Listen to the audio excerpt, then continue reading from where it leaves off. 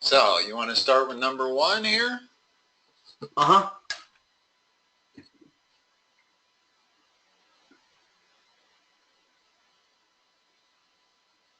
I would like to. Okay, hold on. Let me take a picture of this so I can write. They've given us the formula over here. His grade is G. Uh-huh. Okay? So, they've told us that if he completes 5 passes, his grade is 90. So, 90 equals, let's see, it varies linearly with the number of passes he completes. So Yeah. P is the number of passes he completes. So when he completes 5 passes, that's the equation that applies. Uh-huh. If he completes 15 passes, his grade is 70. So that equation applies. In neither case do we know what M is or B. But now we have 2 equations and 2 unknowns we can solve. What's the best way to solve those 2 equations and those 2 unknowns? Get rid of B. Elimination, correct. How do I eliminate B? Multiply one side by -1. Yeah, well, you know what? You don't even need to do that. You just subtract the 2 equations. In other words, you're allowed to add or subtract equations. You don't have to always add them. Now, most of the time I suggest that if people have to manipulate one of the equations in order to eliminate a variable, try to make it so that you're ending up adding the equations. But in this case, it's really easier to just subtract 2 from 1. Uh-huh. Because that gives me 20 over here, a positive number. It does give me minus 10m, but it eliminates the b. Uh-huh.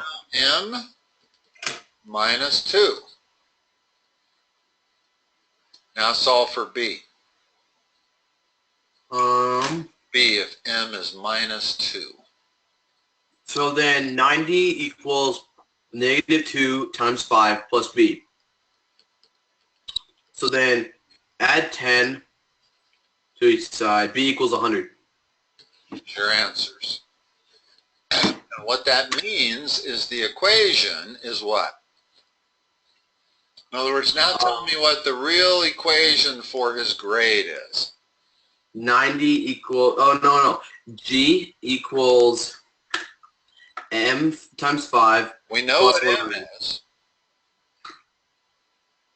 Oh, yeah. Minus 2. G equals the number of passes he completes plus 100. In other words, the final equation still has these 2 variables, G and P. Yeah. The only thing we've done is solve for M and B. In other words, they gave us enough information that we were able to solve for M and B, but the equation that governs his grade is a function of G and P, not M. Yeah. In other words, once you calculate M and B, they're fixed. Those are constants. Uh-huh. No matter what I fill in, if, say, he completed 20 passes, well, then his grade would be 60. Yeah. If he completed 0 passes, his grade would be 100. It's a rather unusual formula. I mean, it looks like you're grading a football player, and it looks like the more passes he gets, the lower his grade is. So it's a little strange in that respect. But doesn't matter. Everything is governed by that equation. Yep. This equation right here is what everything's based on. And the only thing you have to solve for is M and B. All right. Number 2.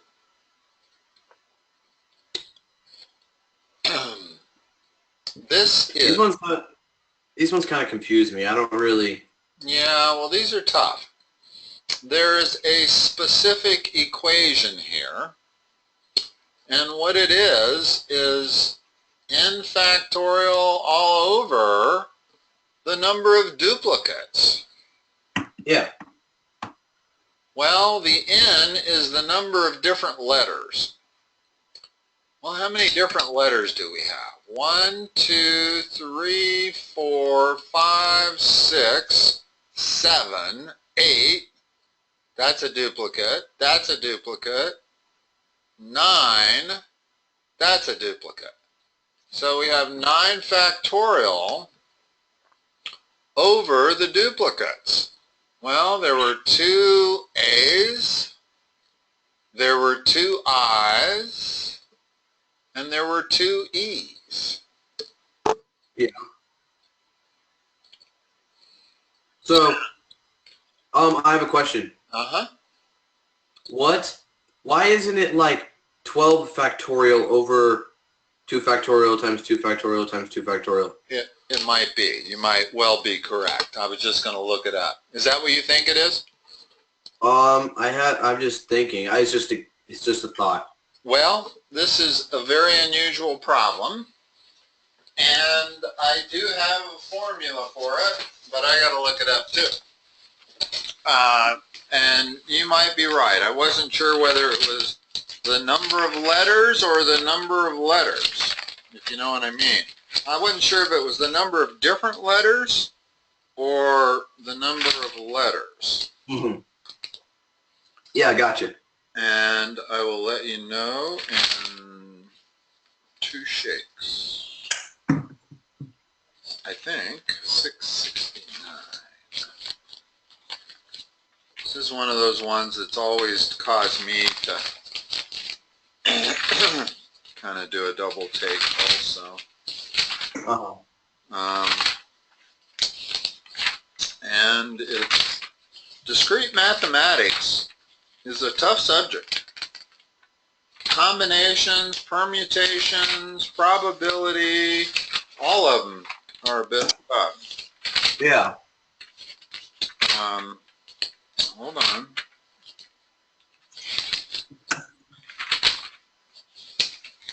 All right, so, thought I had it. Now I'm not sure I did.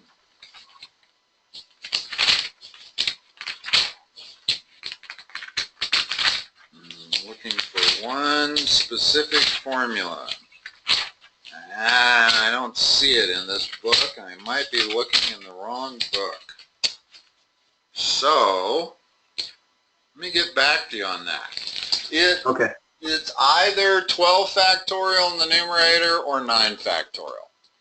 Now, if there would have been 3 E's, then one of them would have been 3 factorial. Gotcha. The only thing I don't know is whether the numerator is the number of different letters or the number of letters. Uh-huh. I would say that it's the number of different letters. Let's see, how can we tell?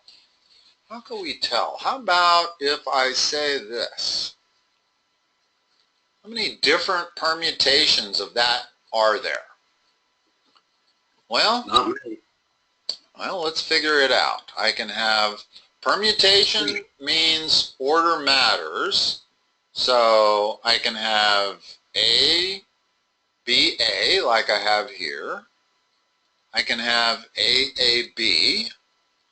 I can have B, A, A. Now I can still have B, A, A with the A's switched.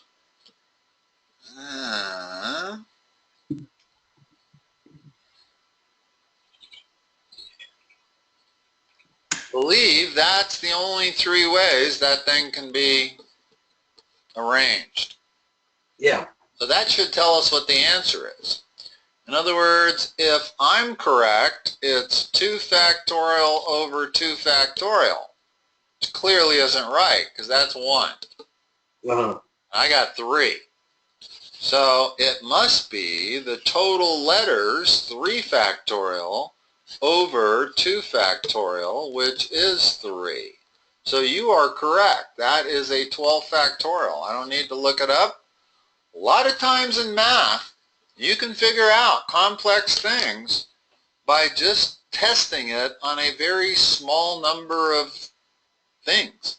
Yeah, See what I'm exactly. saying? In other words, I could work on that for a year and a half, and I would not be able to list all of the various permutations. So to solve this, I got to know the formula. But to solve this, I can count them out. And then I don't have to know the formula. I can figure out which one is correct, like I just did. Okay. All right. Another statistics.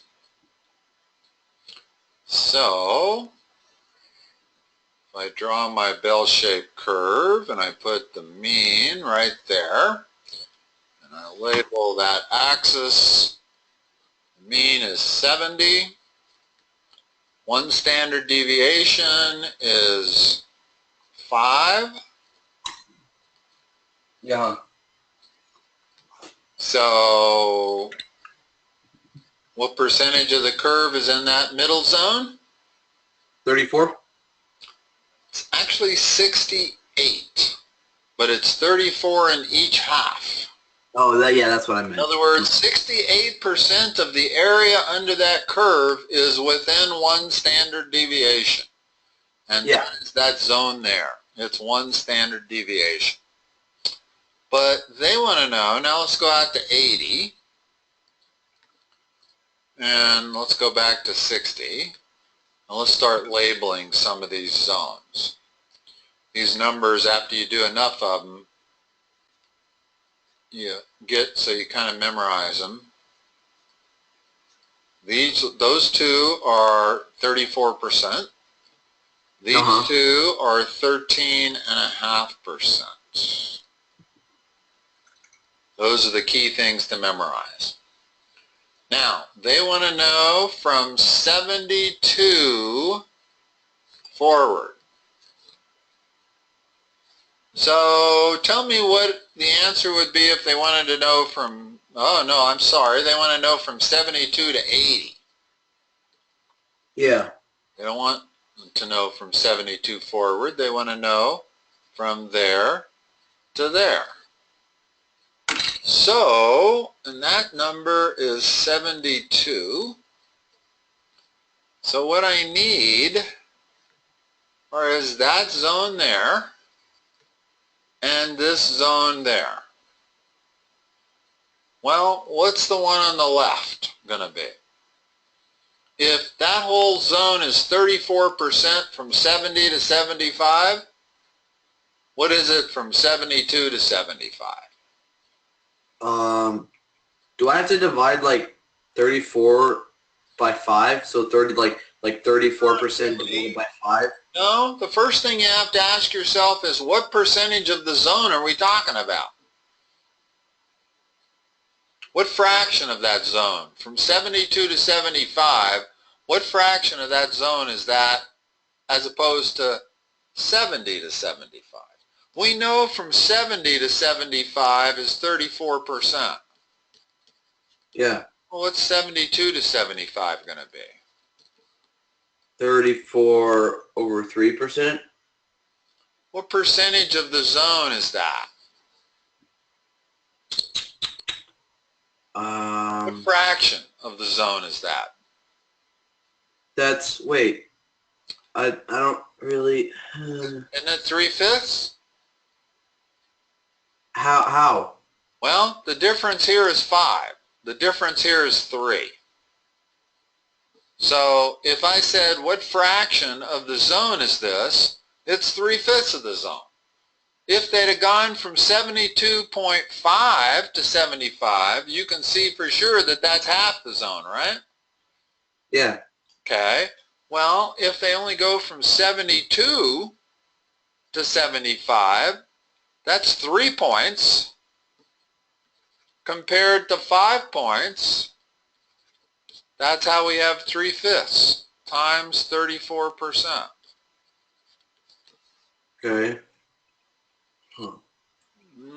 I take it not understanding. That's, wait, so 3/5 times 34% is 20.4. Okay. So then from 72 to 75, that's 20.4%? Yes. What is it from 75 to 80? It's 13.5%. So the total is 33.7%. Let's go back a minute. I want to make sure you get this. You see the zone? Let me shade it in yellow. Okay. That's the zone from 70 to 75. That's equal to 34%. Yes. Okay, that's a 5-point range. Okay. When I go from 72 to 75, that's only a 3-point range. That's Okay. 3/5 of that zone. In other words, if 5/5 of the zone is 34%, then 3/5 of the zone is 3/5 of 34%. Okay. If I was going from 71 to 75, that would be 4/5 of the zone.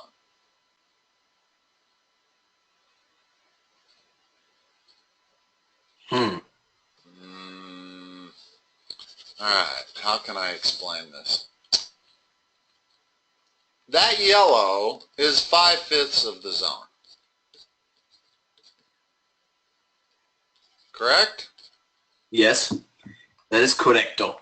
If I go from 71 to 75, what percentage of the zone is it?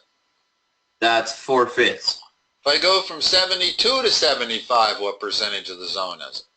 3/5. If I go from 73 to 75, what is it? 2/5. You got it. Okay. This case, it was 3/5 because I was going from 72 to 75. So I have to multiply that 34% by 3/5. I don't have the whole zone. I only have 3/5 of it. Gotcha. I got this whole zone, so I'm adding a full 13.5%. But from 72 to 75 is only 20.4%. All right, gotcha. Do it linearly. By that I mean you just assume it's a linear relationship, which bothers me a little bit. I think it's probably not totally linear, but there's no other way to do it than by assuming it's linear. So, all right. Have we done number 4? No. Okay. I mean, we've done these problems before, but I keep having problems with them. Well, no, they keep giving you very similar problems. They just mix up the numbers. I didn't want to do one that we had already done, and this felt to me like it was similar. First of all, gather your x terms together, put a parentheses around it. Yeah. Okay, so x squared. I'm not going to have enough room to write here. Let me open up my other thing and write on that.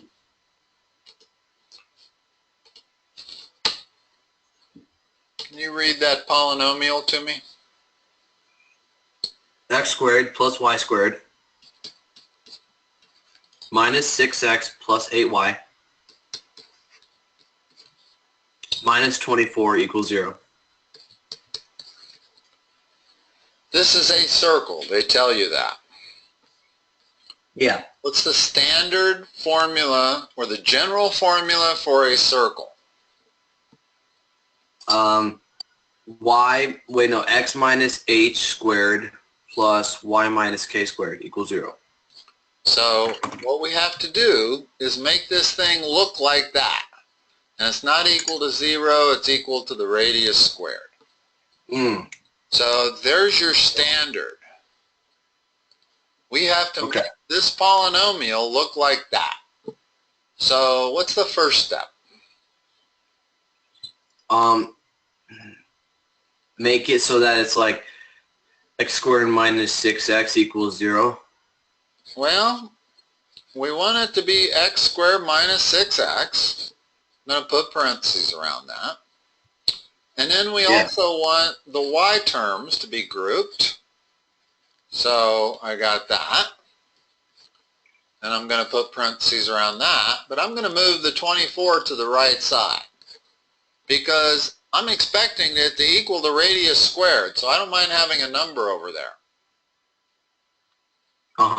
Now, as with all conic sections, you have to complete the square. So complete the square on both sets of parentheses. The x term? X squared minus 6x plus 9. What do I have to do to balance that? Take it x Gotta minus 3 times x minus 3. I can't arbitrarily add 9 to the left side and do nothing else. I've changed it if I do that. But if I add 9 to the left side and I add 9 to the right side, I haven't changed it. In other words, what I'm staring at now is the same thing I started with. Okay. Do the y term. Y squared plus 8y plus 16 equals 24 plus 9. And then I have to add 16 over there on the right. Now, because we completed the square, we're going to be able to represent these as a linear term squared, which is that format right there. That is a linear term squared. So in this case, what is it? The first one, the x, would be x minus 3 squared. Good. Y? Since we completed the square there, we're going to be able to do the same thing with the y. So then it would be y plus 4 squared. And now add up all the numbers on the right.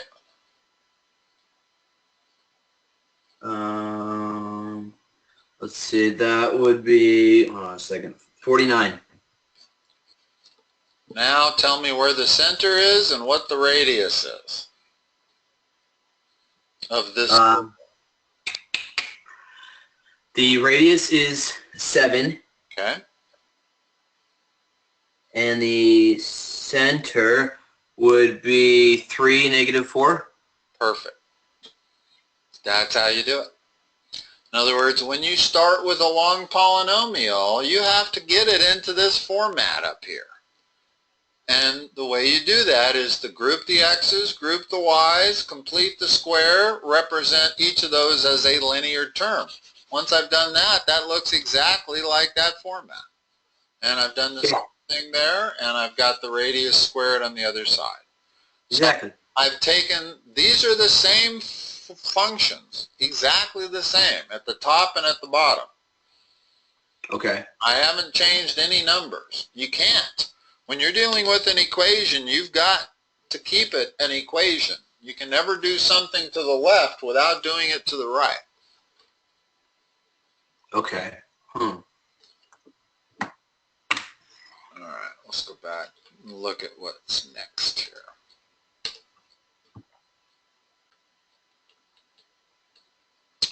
And they said to graph it. Well, graphing a circle is pretty easy once you know its center and its radius, right? Yeah. That's no problem. Okay. Number 5. How are we going to get the mean?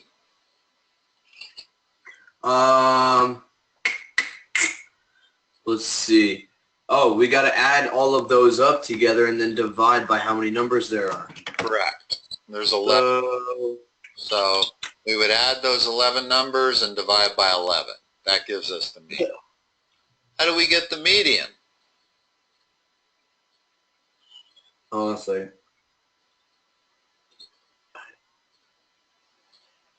How do we get the median? Oh, we got to put. I don't care what the mean is. Not unless, I mean, do you have to submit answers for these? Yeah. Oh, you do? Okay. Well, let's come up with a number then. What'd you get? Let's see, 4. So the mean is 4? Yeah, that's what I have. Okay, I'm not going to check it because that's just arithmetic. Now, how do you get the median? Wait, sorry. I thought you were saying the median. The median is 4. The mean was 4.5. Okay, the mean was 4.5. Tell me how you get the median. The median, we got to put all the numbers in Okay, you got to order. put the numbers in order. That's what Yeah, I so yeah. it would be 1, 2, 2, 4, 4, 4, 5, 5, 6, 8, 9. And after you're done doing that, make sure you count them up and make sure you got the same number of numbers. I got 11 numbers, 3, 3, 3, 2. Okay. That ensures you didn't forget any because it's really easy to forget some. Okay. So if I've got 11 numbers, the median is the 6th one. Yeah. Which If I only had 10 numbers, the median is the average between the 4th and the 5th one. In other words, if I take away the 9, the median is still 4. Okay. See that? Uh-huh. I mean, in other words, let's remove the 9. What's the median? It's halfway between the 4th or the 5th and the 6th number. Yeah. Which would then would be... Which would be 4. Yeah. Okay. Now, standard deviation and variance. These are quite complicated formulas. Ones that I don't have memorized. I could look it up, but I don't know. You really have to do standard deviation. You actually have to figure it out sometimes. I think we just plug it into our calculator. Like, I think I know how to plug it into our calculator. Okay, that makes more sense. And the reason is that let me give you the formula for standard deviation, and you'll see why. Here's what it is.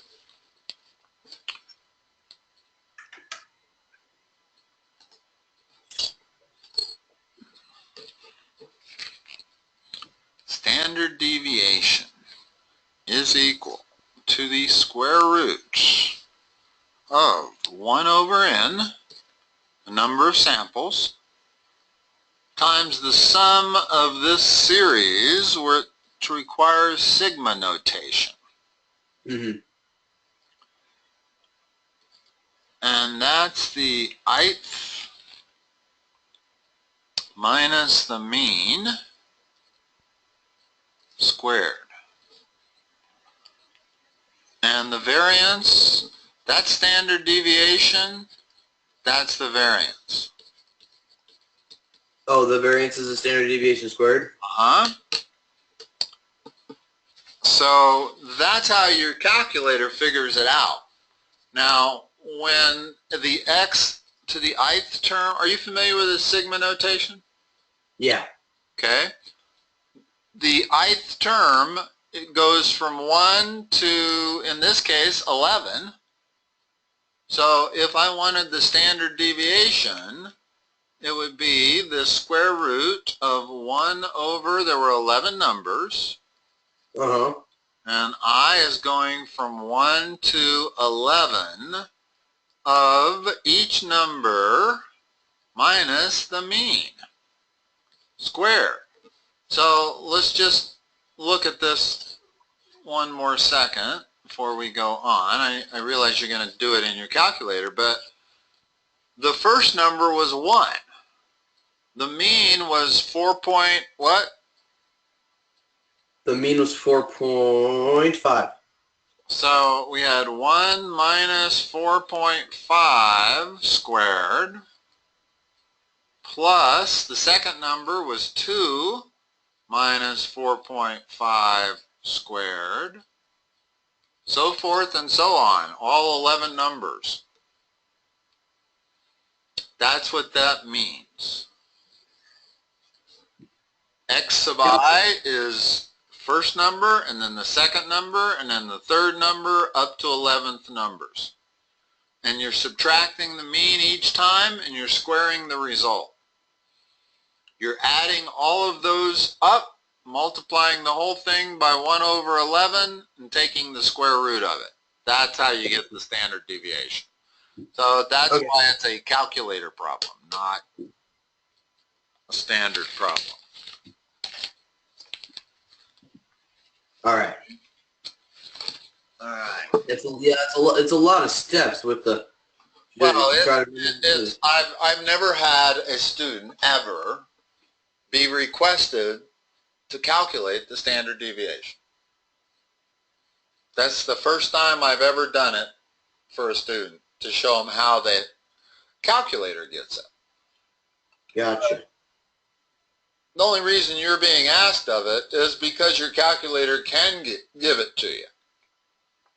Exactly. But you've got to put the list of numbers in there. In other words, you'd have to make a list of 11 numbers and then request your calculator calculate the standard deviation of those 11 numbers. Gotcha. In the process, it'll figure out the mean, and it'll do all of these steps and spit out a standard deviation for you. All right. So I'm only presuming they don't want you to do that manually, but they want you to do it on your calculator. Now, when you see those bars around the matrix?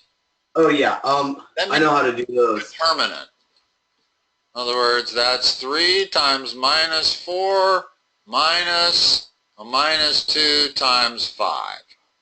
Yep, pretty simple, huh? It's always that. It's not so simple when it's 3 by 3. Have you had to deal with 3 by 3 yet?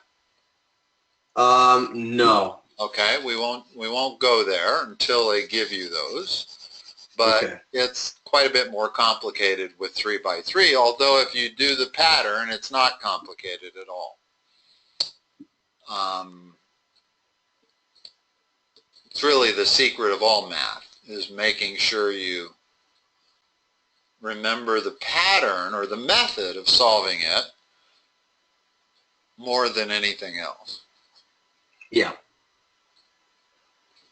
So we have an arc of 60 degrees up there.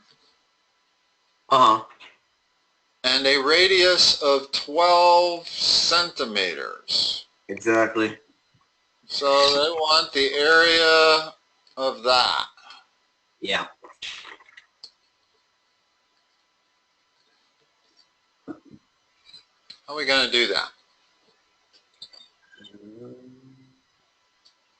It's actually pretty straightforward. You just got to think about it. We don't know. A second.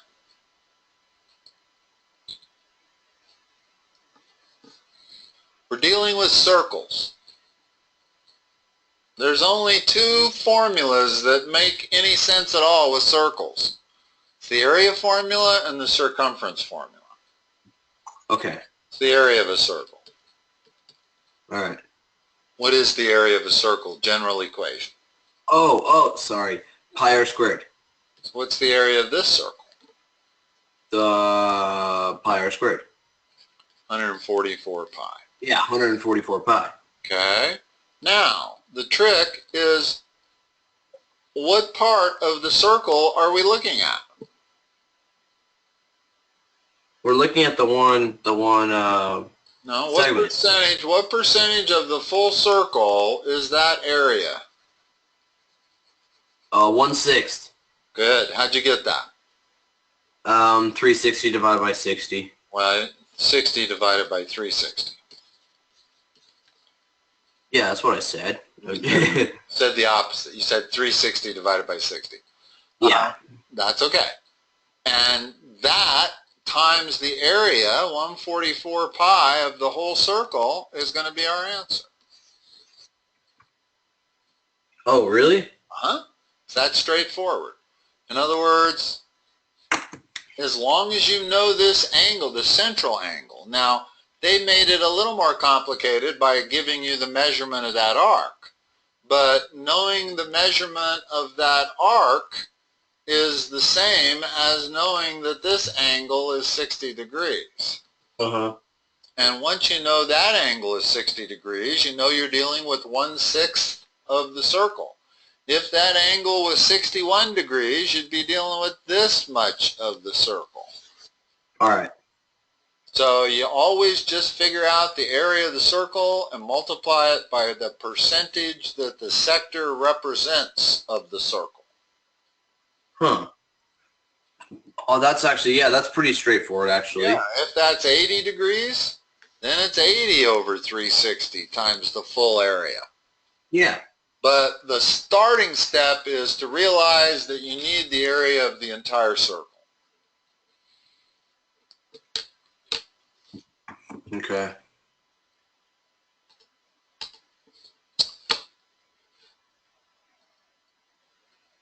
Number 8. How are we going to solve this? Don't we add cosine x to the other side first? What I would like you to do is think of this as a quadratic. Because it is. In other words, this is no different than that. How come? Well, first of all, how would you solve the second one? You would not move the x to the other side. Yeah. Well, no, you wouldn't. Okay. You would factor it. You would factor yes. out, So then x out and then x. 2x minus 1. You'd get this, and then you'd say, well, that times that is 0, therefore either x is 0 or x is 1/2. 1/2, yeah. Your two answers. Now, notice what happens if I make the mistake of adding x to the other side. I'm still working on the bottom. If I add x to the other side, I get this. Then if I make the mistake of dividing both sides by x, I get this. And then I only get one solution. I've totally lost my solution of x equals 0. Why did I lose it? Because I divided both sides by x. And if you ever divide both sides by a variable that ends up, it could have been 0, you lose that solution. Okay. So that's why you don't move x to the other side, is because you never want to divide both sides of an equation by a variable that might be x, that might be 0, excuse me. So you always handle it by factoring. In fact, I would venture to guess that you come across any problem like this and you can't hardly go wrong if factoring is the first thought out of your head. Yeah. So factor that. Cosine x times 2 cosine minus 1 equals 0. Okay. Now finish it to solve it. 2 cosine x equals 1. Okay. I like working from left to right, but you like working from right to left. I've already figured that out. What about if I took a cosine x out of it? Why is there still a 2 cosine x in the parenthesis thing? Hold on, let's back up. The only thing you have to know is that when you multiply that by that, you get what you started with. Do you? Yeah. Then that's correct. Except isn't that an x squared then? No, it's a cosine squared. How That's come? what we have is a cosine squared. When you multiply, in other words, let's talk about this because this isn't that obvious to everybody. If I multiply cosine x times cosine x, that's cosine squared x. Yeah. Okay? Which is not the same as cosine x squared. These two things are completely different. One means cosine x times cosine x. The other means you square the x and then you take the cosine of the x squared term. But why isn't it cosine squared x squared? Because you don't do it that way. When you're dealing with trig functions, cosine x times cosine x is cosine squared x. It's not cosine squared of x squared. All right. First of all, okay, I'll explain why. That does not mean cosine times x. Huh. It means cosine of x. If I write this, that does not mean f times x. It's just notation. It means f of x, meaning I have a function that's the variable is x. That's all that means. It's not multiplication. Well, this is not multiplication either. That just means cosine of an angle. So it's not multiplying. Now, when I multiply cosine x times this 2 cosine x, then I get 2 cosine squared of x. Okay. Okay, that's the way it works when you're dealing with stuff that is notational, not multiplication. Just because two things are next to one another doesn't mean it's multiplication. If I have the log of 8, that does not mean log times 8. It means the log of 8. Okay. It's notational. It's not multiplication. What's being multiplied, that times that, is multiplication, but that's equal to cosine squared of x, not of x squared. Okay, so now that we've factored it, let's start from the, I guess it doesn't matter if you go from the right or the left. So you go from the right, so the first thing you come up with is that, correct? Yes. Now what's x? Where is the cosine of x equal to 1/2? What angles? I'm going to Cosine. Oh, x. That would be 60 degrees and 300 degrees. Good. 60, 300. Keep going. They didn't limit the domain, notice. They did not say the unit circle or x is between 0 and 2 pi. They just gave us a formula, which means we have to give them all the solutions. What's the next solution? 420. What's the next solution? 660. And one more. The fifth one is important here. 780. Notice that I get that one by adding 360 to 60. I get this one by adding 360 to 300. And I get the next one by just keep adding 360 to that.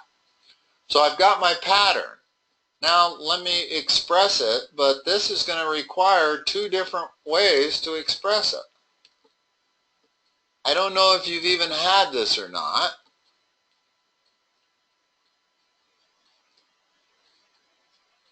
Are you familiar with that notation? Yeah. Do you use N or do you use K? I think I use K. The meaning's the same. It means K is all integers. So you can see that when K is 0, my X is 60. When K is 1, my X is 420. When K is 2, my X is 780. So this is going to cover all of these on the top going out to infinity and going negative. In other words, if I go the other direction, it's minus 300. So if K is minus 1, I get minus 300. If K is minus 2, I get whatever that is. So this part right here covers all of those solutions. But it doesn't cover the 300 or the 660. So I need a second representation like that.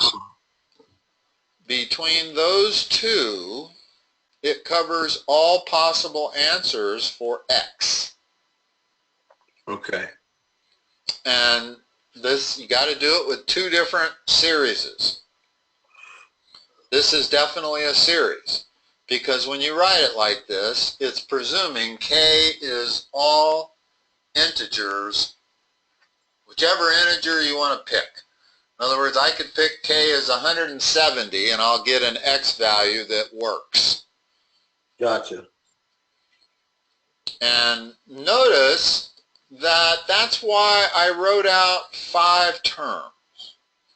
I actually could have figured it out with just 4 terms, because the 60 goes with the 420 and the 300 goes with the 660, but doing that 5th term is helpful sometimes, because then you know whether you need 2 series or 1. Some of these trig equations will produce answers that you can actually answer with 1 series only. Yeah. Not all of them. This one's not one of them. In other words, and the way you figure it out is, well, by looking at those numbers. If you can figure out 1 series that gives me those 5 numbers, we'll go for it. But you can't do it. It doesn't exist. So I got to write it as 2 series. Seriously? And whenever you have to write it as 2 series, it's all you figure it out by looking at the 1st term and the 3rd term, and then you look at the 2nd term and the 4th term. And you figure out your series based on those 4 numbers. And then the 5th number is just kind of confirmation that you got the series right. In other words, this first series is going to give me that, that, and that. Second series is going to give me the 300, the 660, and all the numbers that follow those. Okay. Okay? All right.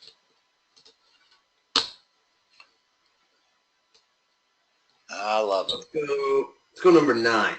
I love them. They just keep repeating. They just keep banging it into your skull. I know, right? I love it. I think that is actually a really good way to teach. Yeah. So I started 9. These are tough, but if we do enough of them, they won't be so tough. What's the master equation? D equals RT. That's always where you begin with these problems.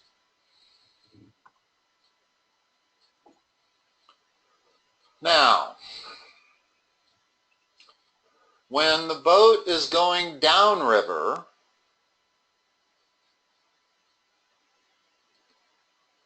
it's actually the rate of the boat plus the rate of the current, correct? Yes, sir. In other words, the speed that the boat will actually go is the speed of the boat plus the speed of the current. When you're going upstream, it's the speed of the boat minus the speed of the current times time. So it's like B minus, it's like B for boat minus W for water. I guess I was kind of taught that. Yeah, no, it doesn't matter how you write it, as long as you understand it. Now, let's look at the first sentence. The boat goes 5 times the speed of the current. Give me an equation that says that relative to what I've written over here. 5 times the speed of the current. I guess RB equals 5W or 5RC. Okay. Now, wherever I see RB, I can substitute 5RC. So I've got D equals 5RC plus an RC, which is 6RC, times time. And I've also got D equals 5RC minus RC, which is 4RC, times time. Gotcha. Now the distance is the same. It goes 636 miles. And the distance coming back is 636 miles. Okay. Now, it says that... Wait, the distance coming back I thought was 400. Yeah. Yeah, you're right, it is. Hold on a second. I hadn't fully read the problem yet. That's the correct formula for the first one.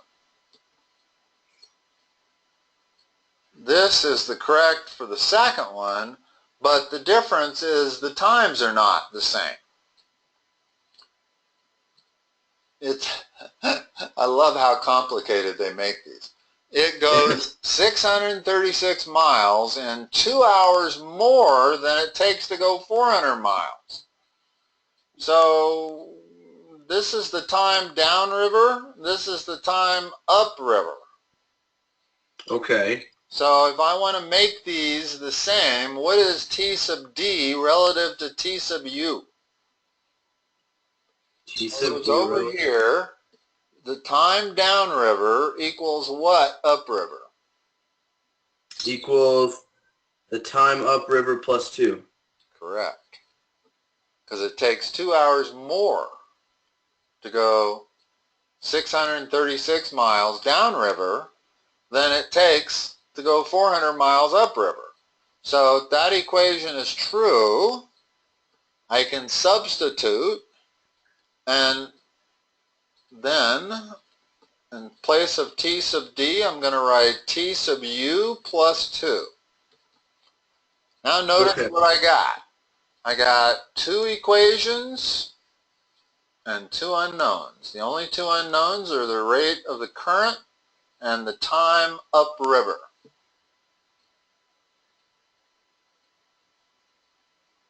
So I can now solve it. In other words, once you get a system of equations down to 2 variables and 2 equations, you got it. That's the hard part. The rest is relatively easy if you know how to solve a system of equations. Okay. How would I solve that system of equations? The 2 that I have in the table. Do I plug that in to like wouldn't RCTU equal 100 then? And then I could like plug that back into one of the equations, or? Yeah, let's distribute first of all.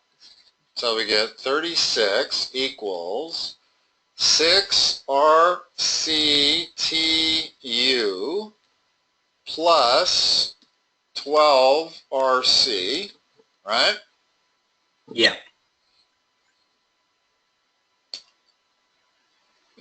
We didn't want to do that. Let's go back. Sometimes you go off in the wrong direction on problems. Mm-hmm. I got 2 equations and 2 unknowns. They don't lend themselves to elimination particularly easy.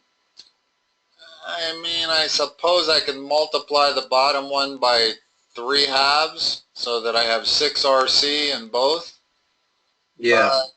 You know what? Let's just solve for RC. That's the easier way. I'm going to solve for RC in the first equation. It's going to be 636 divided by 6 times T sub U plus 2. Correct? Okay. Yes. Now I'm going to substitute that in the second equation. So the second equation is now 400 equals 4. Well, this is what RC is. So it's 636 over 6 times T sub U plus 2, all of that times T sub U. Now I have 1 equation and 1 unknown. You need me to finish it? Well, wait, D equals RT. Hold on. You don't care about that anymore. We're here. We've got 1 equation and 1 unknown. If Okay. you don't know how to solve that, let's do it. If you know how to solve it, we don't need to do it. It's a simple algebra problem. Huh. Here, let's make sure you know how to do it. Yeah, I'm a little confused. All right. Where can I write? I'm going to erase all of this stuff that no longer is really needed.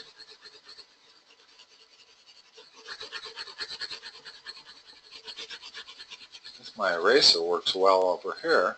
It doesn't work really well. It's almost 8 o'clock, so let me go through this real quick. Okay, yeah. I won't have to go through it a lot. You'll recognize it the moment I do it.